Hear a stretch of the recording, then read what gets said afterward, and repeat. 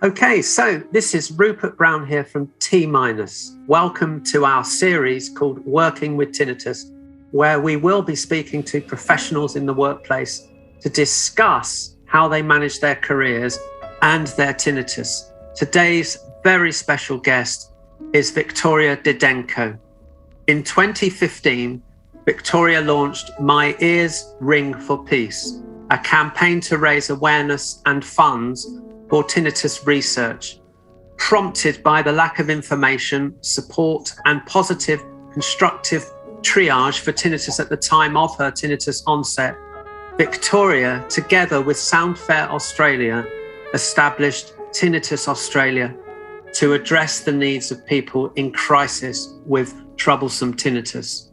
Tinnitus Australia is a collaboration of people working professionally, passionately, and ethically to eliminate the suffering experienced by people with tinnitus and the burden this places on their friends and families. Tinnitus Australia offers quality, evidence-based, accessible information for healthcare professionals, as well as for those directly impacted by the negative impacts of tormenting tinnitus. Both Tinnitus Australia and Soundfair are not-for-profit organisations. Victoria has tinnitus and hearing issues like many of us, and has managed to adapt, attenuate, and manoeuvre herself around these obstacles and find a very unique path through the tinnitus maze. Welcome, Victoria. Please, can you tell the community a little bit more about yourself? And thanks ever so much for doing this. Thank you. Well, thank you, Rupert. A little bit about me. Well, I'm just an ordinary person living life. I have the good days, the bad days, the happy days, the not so happy days, and good hair days, bad hair days. And I just find that life with the ear ringing situation is really, really stressful, and it's been challenging and I really don't quite know what to say. I'm just getting on with it and persevering and helping myself as well as other people who are in crisis with tinnitus. So the reason I'm doing it is because when I first acquired ringing ears, I was told that there was nothing that could be done and I would just cope with it, but I wasn't told how. And they were very lonely, very frustrating, very frightening days. I felt that I wasn't able to cope with these ringing ears, and how was I going to move forward? How was I going to live my life? So it's been very frustrating. It's been hard work trying to connect the dots and find the people who have helped me on this journey to being comfortable, more or less, with my ringing ears. Fantastic. I have one question to start with, which is, I guess it can be both physical, mental, hypothetical. And it's this. So my first question is, if I were to ask you to kindly unpack your tinnitus toolbox, what would be in your toolbox, Victoria? Well, first of all, in my toolbox would be my loving, supportive family who are there for me all the time, and good friends who really understand that how stressed I've been with my tinnitus. They're supportive, they listen. My husband is a rock, so he's probably one of the strengths to keep me going, knowing that there's someone there all the time behind me, supporting me. So people, good friends, good sense of humour. I mean, really, you've got to laugh sometimes. It's just, it's so ridiculous that there isn't a cure for this ringing ears. I can't get over it. I'll never get over it.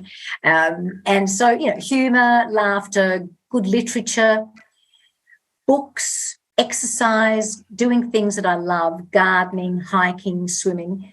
Basically, I exhaust myself with my tinnitus, trying to be calm and physically exercise out of, or fatigued at the end of the day, so I sleep well. Hearing aids have helped me a lot. It's strange, I don't wear them all the time. I do have a mild upper frequency hearing loss, and the hearing aids do offer relief, for the tinnitus, and that's why I wear them. And they do dampen the sounds. They tend to give me some ease, some auditory ease, and they're wonderful. But I don't sort of like to depend on things. So I use them on the days when my tinnitus spikes, and they do give me relief. And then I find if I'm well in myself and I haven't had too much caffeine, or I'm not overly stressed and I'm doing the things that I love, even though I'm still working. So I'm pushed and I'm under a certain stress. We all are with life, aren't we? Who isn't stressed? But I find, the hearing aids do help. Batteries, making sure I've got batteries for my hearing aids, batteries for my sound machine. I do sleep with crickets playing. Crickets seem to help me relax and mix up the noises in my head with the actual sounds. And I do listen to T- apps. Your music, Rupert, is beautiful. Now, I'm not just saying this because I'm on your website or your broadcast today. I genuinely enjoy the sounds because I feel that you, as a tinnitus sufferer, someone who has had tinnitus, and some days you have it and you're fine with it, others not so much. I really feel it's bespoke. I feel you're saying, Victoria, here is music for you. I understand, and you care, and you have the most beautiful wardrobe of sounds that I listen to, and I love, and it does ease me. And I don't feel alone. I don't feel as isolated. I feel someone actually understands. And that helps a lot. The good conversations, the friendships. I do speak about my tinnitus, not a lot, not all the time, because people do switch off. It's the old Peter and the Wolf situation. If you keep talking about it, people aren't going to listen to you. But if I'm having a bad day, that tool that I use is conversation, and share it with someone briefly and say, look, I might be a bit grumpy today. I'm having a bad day. So being open and good conversation is a great tool. What else? I'm trying to think. My Tinnitus Australia website, I helped found that with a previous CEO at Tinnitus Australia, at Soundfair Australia. And I'm on that often. I'm active. I'm working always toward helping others to ameliorate the tinnitus condition in the community as well as for individuals. And I find being proactive, Rupert, and not being a victim of tinnitus, but really working to change the way we receive tinnitus care, and to lobby governments and politicians to fund research for hearing health and tinnitus. It makes me feel better about my situation, being proactive. So, I encourage people, if they're feeling a little bit negative, positivity around the condition, sense of humour, good food, good conversation, hearing aids, good hearing aid apps, and being an activist, working to eliminate the suffering that goes hand in hand with tinnitus. So I think that covers it. That's a great answer. Multifaceted, multidisciplined answer. Wonderful. Both physical, mental, it has in there. But one of the things I'd like to just pick up on, and I'm going to go off piece because we're two humans talking to one another. So questions are there if I need to ask, but certainly energy is the thing that comes about when I think of you, Victoria, your energy. And when we met at the BTA conference a few years ago, that was the thing that exudes from you. It's this kind of, I'm not trying to sound corny, but it's how I see things. I see things very much in a form of visuals and more esoteric. And what came about really when we first discovered you, James and I, was this ray of sunshine, massive. And you brought that over from Australia, but that sunshine comes from you. That's your massive internal battery. It's incredible, this energy center. And it's funny you were saying that about you're not alone, because I think it's because I knew that we were talking. So again, I'm preparing the journey. It's a bit like when you go on holiday, the week before you go away, you're already there and you're already preparing it. And I think that's the thing. And I wrote in very big writing on my studio last night when I was making some music, you are not alone. And it's one of the things that you were just saying. And that's absolutely true. You're not alone. That would be one of my many mantras that I give to myself.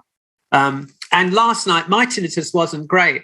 And it fluctuates, sometimes. But I'm okay with that because I know what to do. I know what to put in place. And I was thinking of you again doubly last night when I was adding a frequency. And you are right that I do understand what people are going through because I go through these things myself. So this last night was kind of like in the 8,000. So it wasn't very easy to knock it out with conventional sounds. So I brought in something like cicadas, thinking of you, Victoria. And then I just increased the EQ, took out all the low ends. So it was just this lovely fizzy sound, which was non-confrontational. It felt really nice. It felt soothing. And it was buried quite low into the music. And suddenly, whoa, I'm okay. It's like it just nullifies the entire effects of tinnitus. And by doing that, then I just record it, put it into my machine and just bathe myself in it that night. So I'll just make bespoke for myself, So, but what came to mind and what's really helped. So, for example, if I get a tiny spike, because they don't last long these days anymore, thankfully for myself, I was thinking of Miriam Westcote, this wonderful audiologist and hyperacusis expert that you put us in touch with. And we've been having these wonderful alliances with her and these fantastic conversations. And one of the things now that she's talking about, I was on this kind of path of this journey to acceptance. So I was dealing with these hierarchical emotions that were quite negative about, the feelings that we have and shouting at them in the sky and then pulling them back into myself and trying to deal with them. And the wonderful end of that journey was acceptance. And she was saying, well, I'd rather like to look at it like I'm coexisting and integrating. And I thought, wow, caramba, that was a mind-blowing. So everything that I think about now is about coexistence. So thinking about you last night and putting those sounds together, the idea was that I'm not in any way fighting it. We are coexisting, we're cohabitating, and we're integrating one another. So we are both energies, myself and my tinnitus, that collaborate. We're together on this. I'm not fighting it. It's not really hurting me. It's not threatening me. So therefore, we can have the spike and then we can get over it. And then the next day, we're all right. We're friends again. And it's like, I think that's really important because I used to have a spike in years ago that might last. Well, actually, it has lasted in the past when I was really not comfortable with my situation with tinnitus and I was fighting it 2 years. But now it's like 2 hours or something, or maybe 2 days, or it's never lasts, because I think that's the thing that I learned from Miriam, is that I'm learning to trust my feelings about integration, and I trust that process and I coexist. And that's the thing I just really wanted to pick up with your toolbox. I think your toolbox is fabulous. It's a great answer, Victoria. Wonderful. Thank you. And I would like to say one thing too, is for people who are feeling that they're not coping with their tinnitus, that it is tormenting and they're keeping quiet about it because they're told not to talk about it. It's not an easy gig living with tinnitus, and they shouldn't beat themselves up if they're not coping with it. And I must admit, I'm not very courageous, I have to say, but when I'm struggling with it, I'm struggling with it, and I don't mind talking about that. And even a doctor, an ear, nose and throat specialist, said to me once, almost ad verbatim, he said, Western District farmers come in here, older fellas, and they're on the tools, they're farming, and they've got tinnitus. They don't seem to worry about it. Do you think there's something else wrong with you, Victoria? And this is a top ear, nose and throat specialist. And I said, no. I said, I think I'm just an ordinary person, and living with screaming ears is actually very challenging, and I'm struggling with it. And I really want people, if they are struggling with it, get help. Seek the help. Help is there. You're not alone, and you're not complaining. You're not whinging. There's nothing wrong if you're not comfortable, if you're not at ease with ringing ears, because I really don't think we're meant to live with screaming sirens in our head 24/7. And there's tinnitus and tinnitus, isn't there, Rupert? I mean, some days I'm fine. I think, oh, this is ringing ears. This is fine. I'm completely comfortable with this sound. And then up it goes and it settles in that very high-pitched sonic squealing frequency. And I don't like it. I'm not comfortable with it and I don't want it. But I am leaning into it. I'm accepting it. I'm embracing it. I'm mixing it up and it's meshing in with, me and my internal life. And I'm sort of okay with it. But it's not comfortable. And really, I would much rather not have it. And I do miss silence. I miss peace, true stillness. And when I'm very fatigued, I find that the hard thing because I'm physically tired. I've been digging today and gardening, which is something I really love. And I came in just to have a glass of water and just to stare at out the window and just be sort of in a zone of void. And there it is. It's like the princess in the pea. It's always prodding. And, I just think if only I could really just relax, which I do. I end up doing it sometimes, but, I'm not 100% okay with it. It's there. I'm coping. I'm living life with it, but I don't like it. And I empathise with people who are struggling with it. And I will work towards eliminating that suffering and all the trauma. I don't mind having tinnitus, Rupert. I don't like the trauma and I don't like the sound of it, that goes hand in hand with it often. And I know some people have it and it doesn't worry them. They're not the ones we're speaking to. We're speaking to, and our work is for the people who are disturbed by their tinnitus and, perhaps suffering anxiety and a bit of despair and depression with it. And they're the people that we want to help.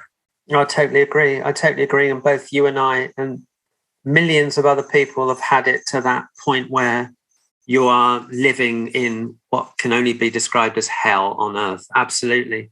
And I think that's why you and I are activists and we openly talk about it and we want to try and get a change happening so that people really understand the condition, make people really aware of how people are being affected by it and do something about it. I totally agree. It's why I do it all the time. It's why James does it. It's why Silas does it. It's why I do it. It's just we want to create a time of change where, we're being taken really seriously, we're being listened to, and we're being worked on in a great way where we come up with something that really works for people. Because, it's like there are so many different types of situations whereby tinnitus will occur in an individual. There's not one element to it. And I guess that's why in so many respects, that's why we're still at this point, which I find unbelievable that in this year, 2022, that we are still scrabbling around with quite archaic kind of tools, really, in the sense, it's unbelievable. It's an embarrassment. It's shocking. Well, it's unacceptable. So I don't accept it. I'm working to change it. And, a lot of the time I sort of say, the medical community and doctors, they're not really supporting and giving the information that's needed to that tinnitus patient on their first visit, ear, nose and throat. So I understand, if you can't write a prescription for a pill to take it away, a doctor can do so much. If the ear, nose and throat can't operate it out, then what can they do? But I think we've got to stop this them and us.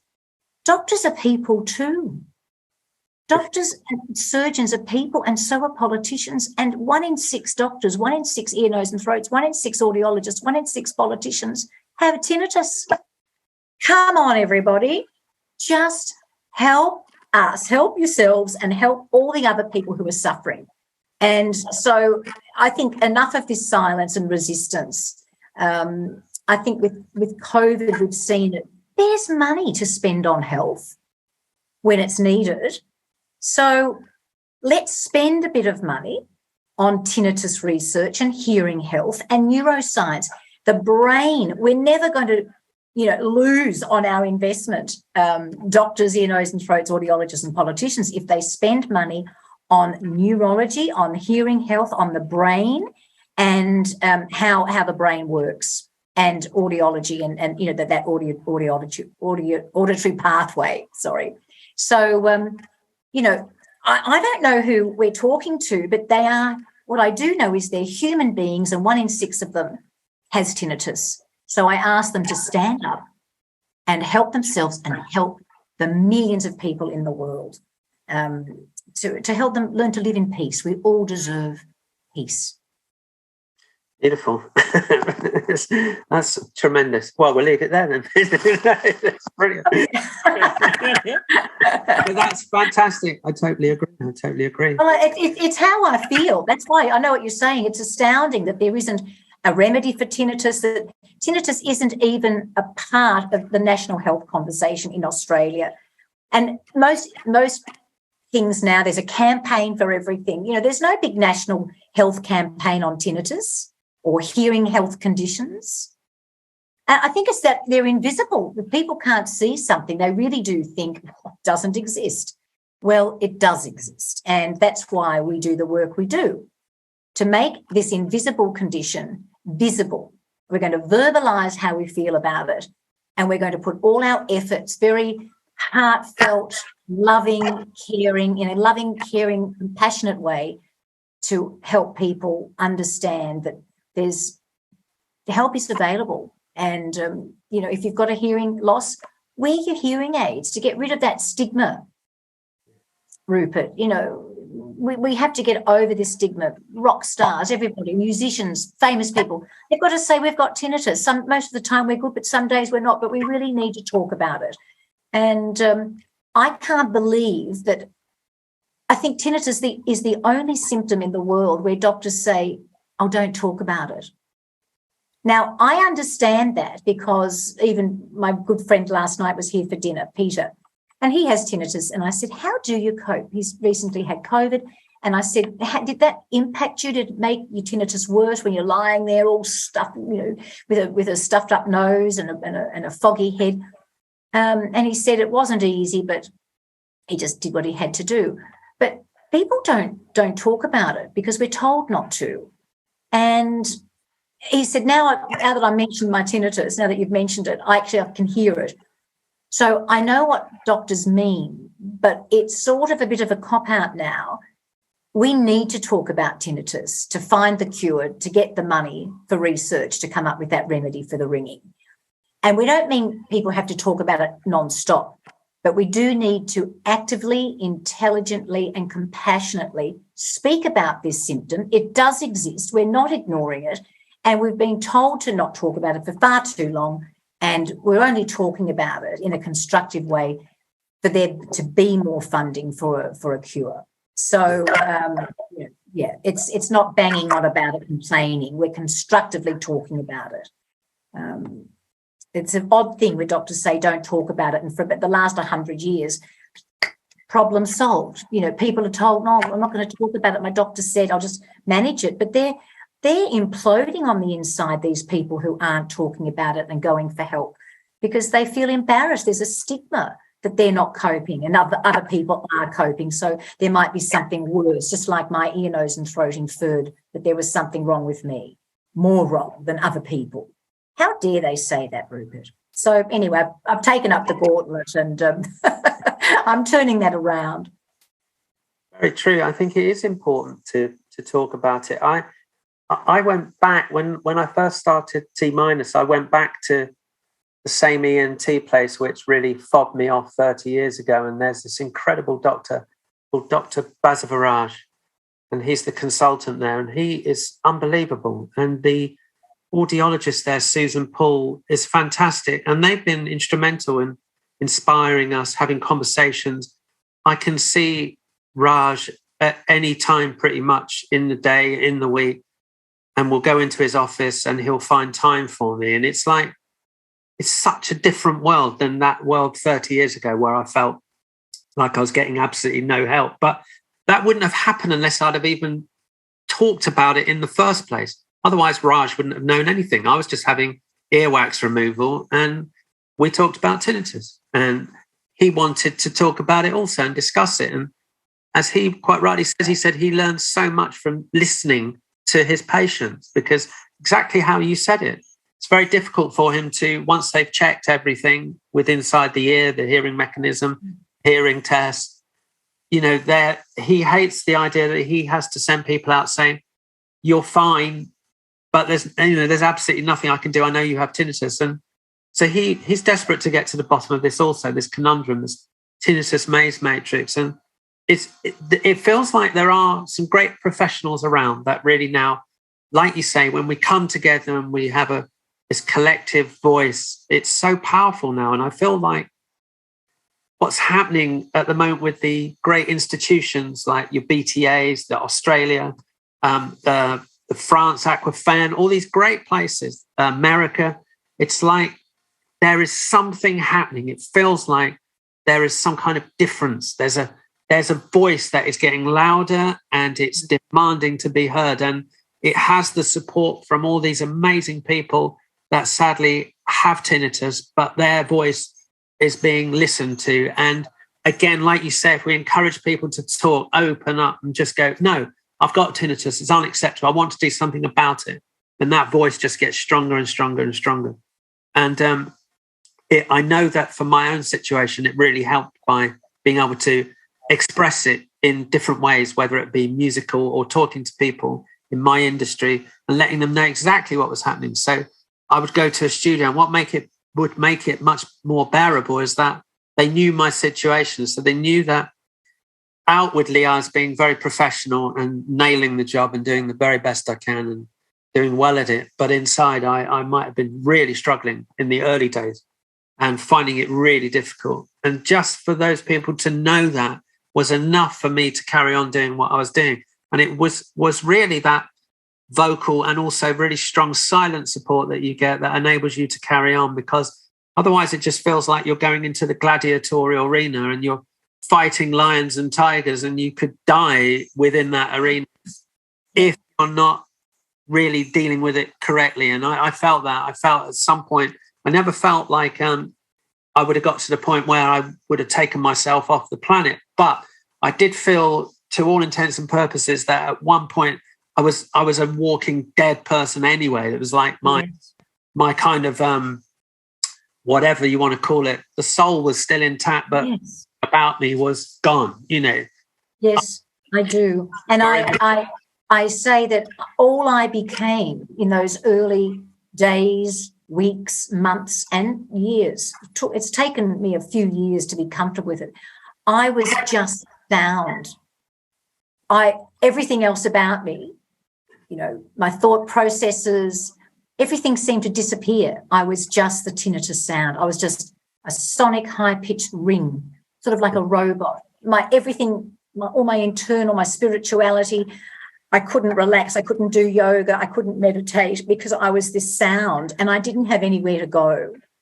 I felt trapped in this noise. It was oh my goodness. And I did experience a suicide ideation, and no one says this sort of thing lightly. And I'm the most positive person. I love life. I've got a fabulous family, gorgeous sons. I love life. And for me to think that frightened me so much. I was so frightened. And then I went to my doctor, who couldn't help, and that frightened me even more. And then I was left dangling, whereas what you're saying now with these wonderful associations and with the phone and with apps, we can find these people, we can find the support systems and structures, and we can reach out, we can write a little note on a forum. There's something positive, I think, about all the tinnitus associations, the ethical ones that are working at the moment, not the ones that ask for $5,000 for a cure, or pay hundreds of pounds or dollars or whatever for these herbal tablets or this program.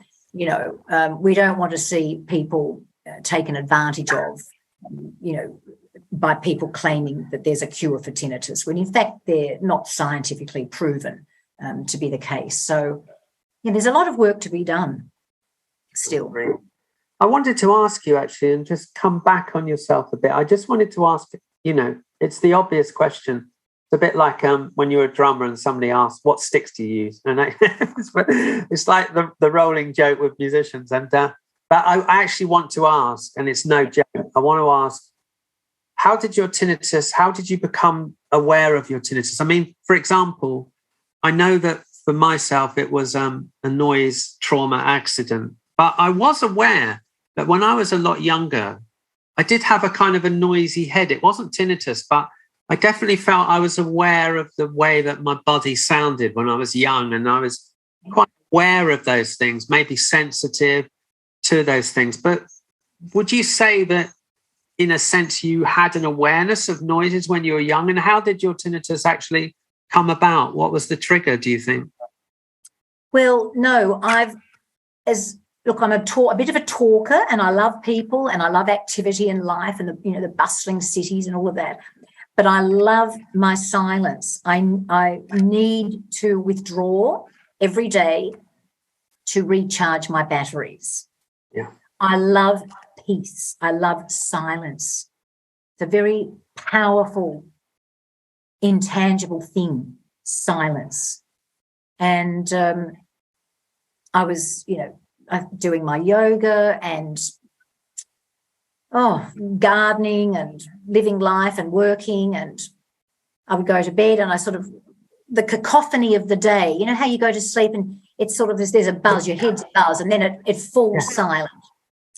But that cacophony of sound, the accumulation of a day's debris stayed with me. And it was like the leftover sounds of life just stuck, and it didn't go away. And it sort of was dawning on me that, well, when I go to sleep, I wake up, usually everything's all right. But it was there. I was waking up to the noise, and it was with me all the time. And it took about 4 or 5 days for me to realise, I'm different. There's something very different about me, and something's going on. So then I went to a doctor and went on the very messy journey of trying to find how to come to terms with this new me, this noisy me. And not just noisy on the outside for other people. I often think, Rupert, if only other people could hear our tinnitus, wouldn't they be funding a way to stop the noises if other people were impacted by the sound as well? Absolutely. We're very good at being stoic. We're very good at coping with this. And I just think if anybody's really good at coping and they're not talking about what they're going through, if they would like to, at least fund some research and speak up about it perhaps once or twice for the amelioration of the lives of those who are struggling, then that'd be a fabulous thing. Absolutely. I mean, absolutely. Yeah, I agree. If people could only hear it. That in some ways that was the motivation to create all of that library of sound, and that's why there's hours of it, because in some dark, perverse way, it celebrates my torment. That's essentially what it's doing. I mean, the reason it's insightful with it is because, God damn it, I've experienced it and I have it. And I understand. My effort, people think, why are you doing this? My efforts are all on a volunteer basis. I'm just doing this because I would hate to imagine what anybody is going to go through tomorrow morning if they wake up with this sound and they struggle and they don't know where to go. They need to know you do this, you do that, you try this, and they need to be managed. They need to be supported, and it's not a one-stop shop. People, you're not going to arrive at habituation, which means you're fine with the noises. They don't stress you anymore. It can take a long time, and I don't want people to fall through the gaps. And suffer the way I did. So I know what you're saying. So I guess what I'm doing is I'm using my life force, my love of life, my love of people and humanity. I really do care genuinely about the other person. And, oh, my God, the fact that they might be suffering what I suffered in those early months, days and years breaks my heart. So that's why what I do, and I write poems and I speak about my journey with tinnitus, because I really hope that that's going to help somebody else, and give them courage and light and hope that they will find a way, and they'll find their own way. And that's why I love this toolbox idea. We're giving them an arsenal of things that they can pull upon and flesh out and use. And it's different each day, every few hours it's different. Sometimes you always need something. Yeah.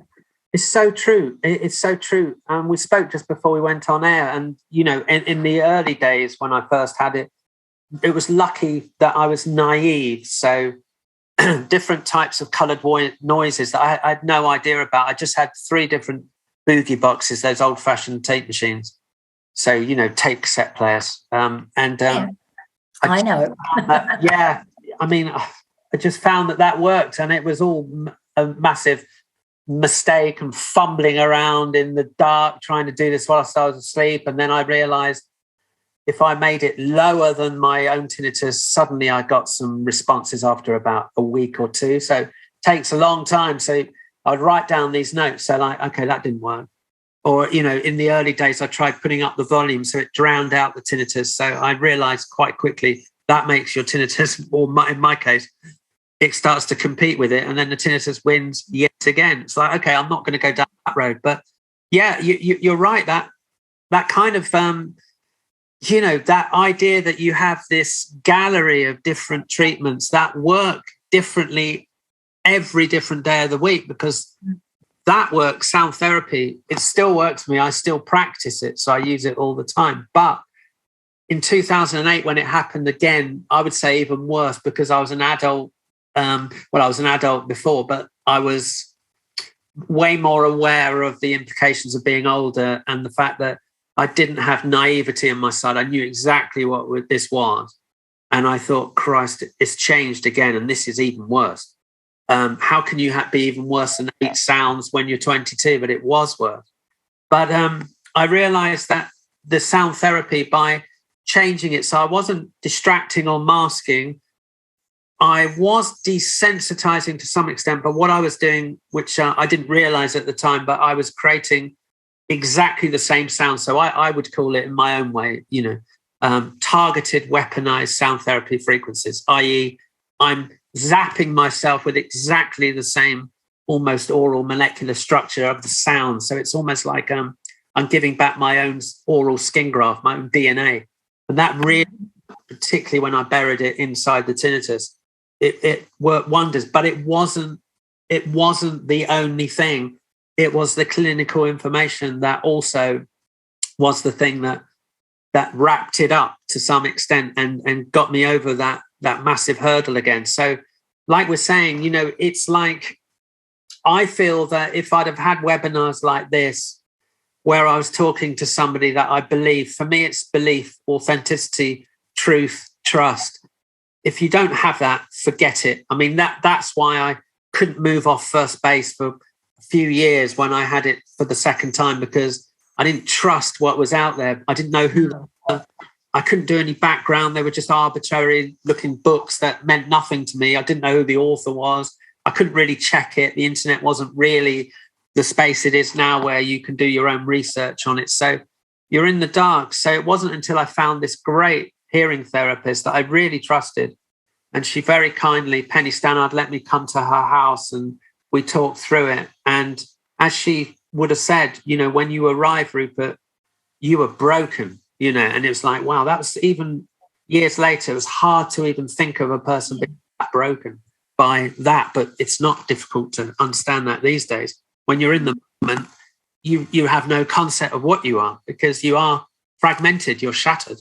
But it was that got me back. Suddenly the information was the release that I needed. That was the real deal. And it really helped me. So the idea of creating this toolbox whereby you may have ACT in there, and that can work for some people. For me, where it's more abstract and more visual, that works for me. CBT for a certain type of mindset.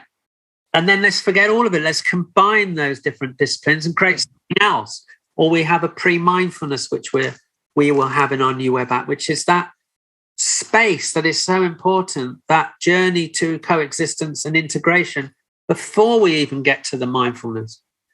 So before I'm ready to do those beautiful skills like yoga or cycling or swimming and finding myself in peace spiritually, mentally, and physically, I have to do the work before I can get there. I do anyway, personally, and maybe lots of other people do.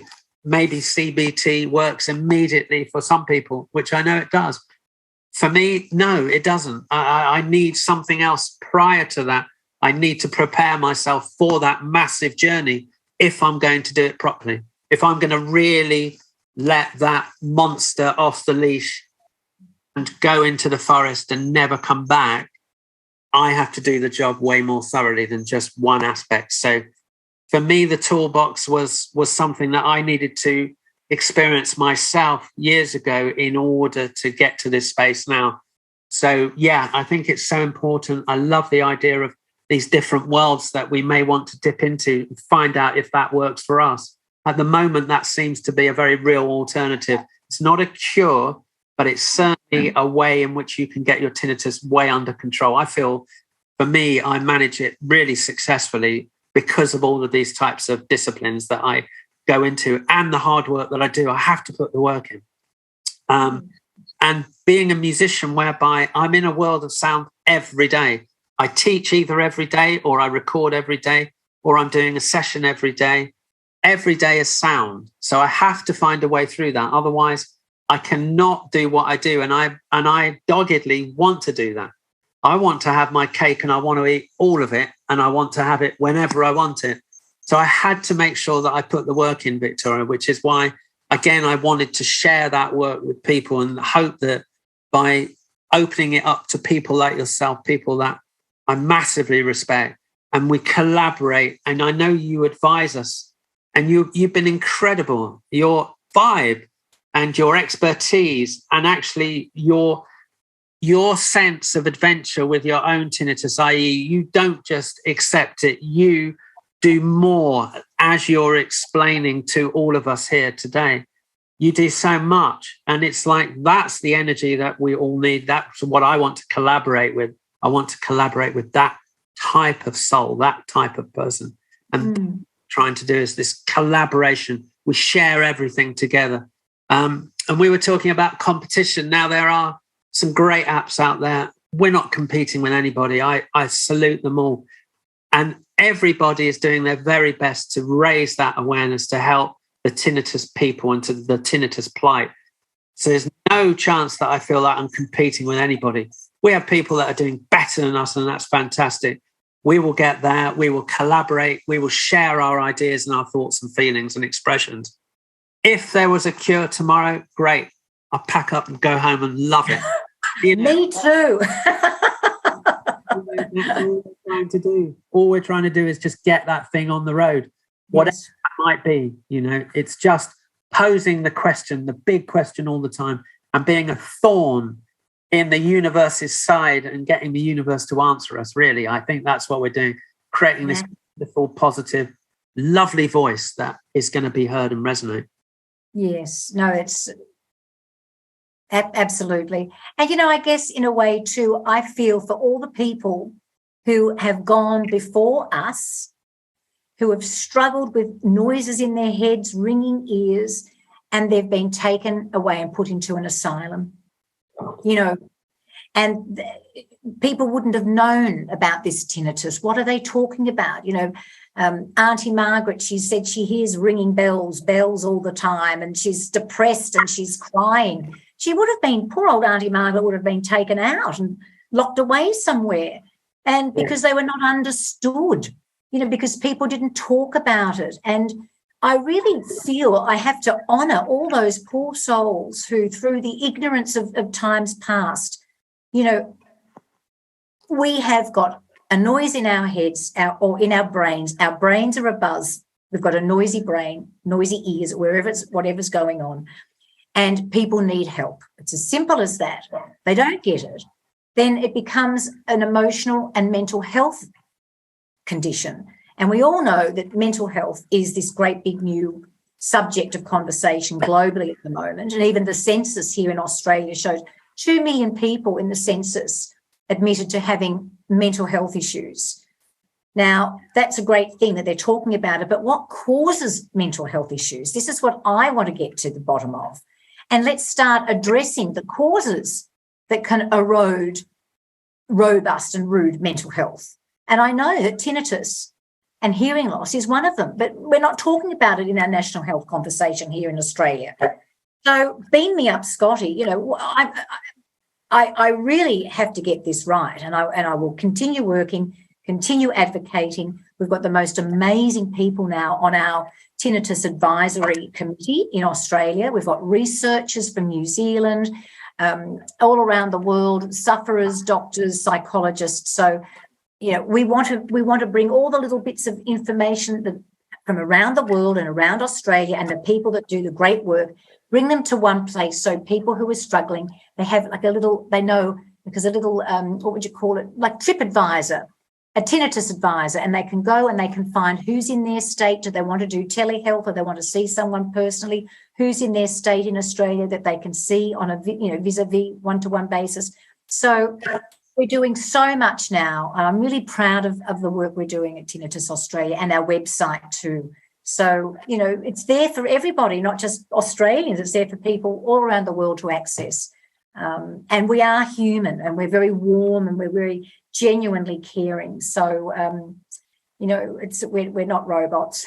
No, you're not. Absolutely, Victoria.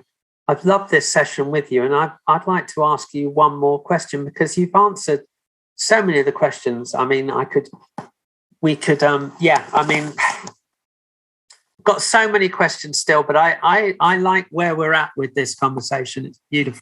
And I would like to ask you one more question, if I may, please.